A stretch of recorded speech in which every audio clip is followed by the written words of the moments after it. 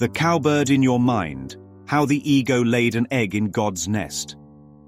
There's a strange little drama playing out in the treetops, one that most people never notice. The brown-headed cowbird never builds its own nest.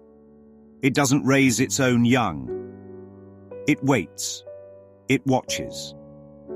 And when a bird like the northern cardinal flies off for just a moment, the cowbird swoops down and lays an egg in the cardinal's nest. She doesn't stick around. She leaves her egg among the others. The cowbird chick hatches early. It's louder, hungrier, bigger. It cries more, demands more, and the cardinal, fooled by its presence, feeds it first. Sometimes the cowbird chick even shoves the other baby birds aside. The parents, confused but committed, serve the intruder, thinking it's their own. And that right there is the story of the ego and the mind. It's not a metaphor. It's a mirror, hijacked by a stranger thought. The Course says the ego is a tiny, mad idea, at which the Son of God remembered not to laugh. It's the cowbird egg. It didn't come from God. It wasn't part of the original creation. But it slipped in, unquestioned, uninspected. It hatched in a mind not alert to deception, and it grew into an identity that cried out, "Feed me, protect me, obey me, defend me, worship me." And the mind, just like that devoted cardinal, believed it.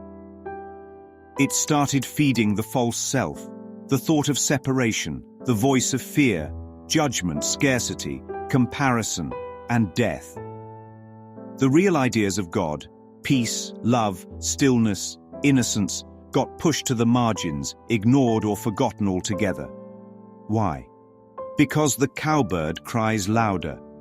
The parasite thrives on blind devotion. This is what makes the metaphor perfect. The ego can't create. It can't build its own nest, form its own mind, or generate anything truly alive. It has to hijack what's already been made. It inserts its agenda into a place it doesn't belong, and then depends on the mind's power to feed it. It lives by trickery. The cowbird never tells the cardinal, "By the way, that egg isn't yours." It doesn't need to. It only needs the appearance of legitimacy. Just like the ego. The ego doesn't need to be real. It just needs to seem plausible. If the mind doesn't stop to question, it will raise the ego like its own child. It will build belief systems around it. Defend its survival. Feed it attention. Dress it up in pride or shame. Cry for it. Kill for it. Even die for it. And never realize it was never its own thought. You are not the intruder. The miracle, the healing, is when the cardinal wakes up. Not by fighting the cowbird chick, not by attacking the egg, not by trying to change the nest, but by recognizing this doesn't belong here. Likewise, healing in the mind begins with the recognition, this thought of fear, separation, specialness, this identity I protect and perform. It isn't me. Not because it's wrong, not because it's bad, but because it's not real. The ego doesn't need to be condemned. It needs to be recognized and released. It was never a sin to believe the cowbird chick was yours. It was just a mistake. The Course doesn't ask for guilt. It asks for honesty.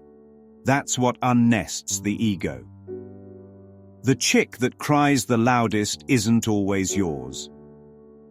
Every time the mind chooses to follow a thought of anxiety, resentment, ambition, revenge, image management, or self-protection, it's feeding the cowbird. It's not evil. It's just unaware. The ego grows when it's fed. It withers when it's not. The miracle isn't dramatic. It's not some blazing confrontation. It's just a still moment when the mind looks at that loud, hungry chick and says, "Wait, who invited you?" Returning to the original nest. The cardinal never lost her song. She was just tricked into giving it to someone else. Likewise, the mind never lost its innocence. It just gave its power to a foreign idea. But truth isn't lost when it's ignored. And love isn't undone by illusion. The original eggs, God's thoughts, still remain, undamaged in light. The real you has never left the mind of God. Not even for a moment. But until that is remembered, the cowbird will keep crying, and the mind will keep fluttering in distress, trying to satisfy a voice that cannot be satisfied, because it doesn't belong.